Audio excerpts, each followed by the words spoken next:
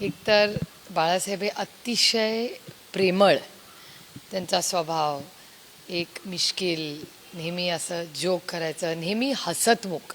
म्हणजे मी स्वतः तरी बाळासाहेबांना जन्मापासून पाहते आणि म्हणजे जेव्हापासून मला आठवते तेव्हा बाळासाहेब आमच्या घरी यायचे, आम्ही त्यांच्या घरी जायचो. किंवा त्यांच्या सगळ्या कुटुंबातली मुलं नातू म्हणजे खूप मोठी फॅमिली, आणि त्यांच्या घरात गेलं की एक गोष्ट असायची, नेहमी लोक असायची. म्हणजे मला कधीच असा दिवस आठवत नाही की आम्ही बाळासाहेबांच्या घरी गेलो आहे आणि गडबड गोंधळ नाही आहे. खाली घरात शिरल्यापासून त्यांच्यापर्यंत जाईस्तोवर 20-25 लोक जिन्यात भेटणार, कोण लिफ्टमध्ये भेटणार, आणि आत गेल्यावर नेहमी गडबड गोंधळ हास्या. म्हणजे नेहमी असं आनंदी प्रसन्न वातावरण त्यांच्या घरात कधी गेलं तरी नेहमीच असायचं. जसं भरलेलं घर असतं ना, तसं नेहमी त्यांचं घर असायचं. माझ्या लग्न ठरवण्यात दोन लोकांचं म्हणजे चंद्रशेखरजी जे या देशाचे प्रधानमंत्री तेव्हा होते, त्यावेळी ते स्वतः आणि बाळासाहेब या दोघांनी खूप मोठं योगदान खरं तर दिलेलं आहे. कारण सुळे कुटुंबांचे आणि ठाकरे कुटुंबांचे अनेक वर्षाचे अतिशय प्रेमाचे कौटुंबिक संबंध. माझे सासरे हे महिंद्रा कंपनीचे MD होते, मॅनेजिंग डिरेक्टर, आणि त्या कंपनीची सगळी युनियन ही शिवसेनेची असायची. त्याच्यामुळे नेहमी सुळे फॅमिलीचं आणि बाळासाहेबांचं घरपर्यंत म्हणजे जाणं येणं असायचं. आणि जेव्हा बाबांनी बाळासाहेबांना फोन केला की सुप्रियासाठी असं प्रपोजल आलं आहे तर काय करूया, तर ते म्हणले अरे हे घरचंच आहे, मध्यस्थी मीच आहे.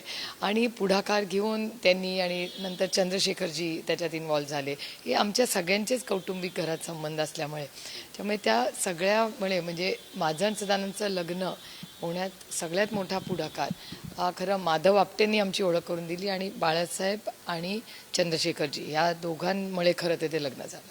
नाही, मैत्री म्हणजे ते आमच्या घरी जेवायला यायचे, आम्ही त्यांच्या घरी जेवायला जायचो. अनेक वेळा एकामेकावर प्रचंड म्हणजे टोकाची टीका त्यांनी केली. मग कधी कधी मध्ये गॅपही यायचा की जरा फार ह्यावेळी झालं वगैरे, मग कोण रुसायचं मला माहिती नाही, पण तेही प्रसंग मी पाहिलेले आहेत. आणि त्याच्यानंतर थोड्या दिवसांनी ते ठीक व्हायचं.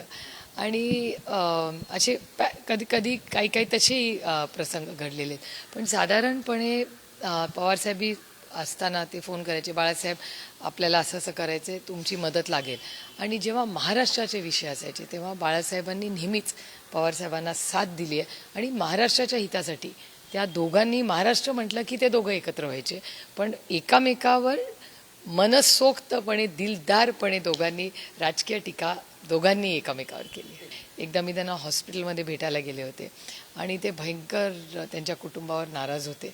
तर मी म्हटलं का तुम्ही एवढी चिडचिड करताय? ते हे मला आजारी म्हणताय, त्यांना काही समजत नाही, त्या डॉक्टरला काही समजत नाही, आणि मला उगाच इथे बांधून ठेवलं आहे, माझं व्यवस्थित घरी चाललं आहे, हे सगळ्यांना काही कळत नाही, ना डॉक्टरला कळतं आहे ना उद्धवजींना कळतं आहे वगैरे. ते इतकं गमतीशीर होतं. म्हणजे बाळासाहेबांना हॉस्पिटलमध्ये ठेवणं ही एक मोठी कसरत होती, आणि त्या कसरती ज्या पद्धतीने ते डॉक्टरला वगैरे किंवा घरातल्यांना फायरिंग देत होते खूपच फनी होतं. म्हणजे मला हसूच येत होतं ते सगळं बघून. ते म्हणजे एक तर बाळासाहेबांना एवढं चिडलेलं मी पहिल्यांदाच पाहिले, आणि ज्या पद्धतीने ते रागवतं ते जणू का म्हणजे ते डॉक्टर आणि डॉक्टर पेशंट, आणि ते सांगतो मला घरी जाऊ दे, आणि तो डॉक्टर म्हणला नाही 2 दिवस. लीलावतीला होते मला वाटतं ते, मला अजून ते पूर्णपणे आठवते. आणि मला असं वाटतं भारतीय जनता पक्ष जी ओरिजिनल भारतीय जनता पक्ष आहे त्यांचंही कल्चर वेगळं होतं.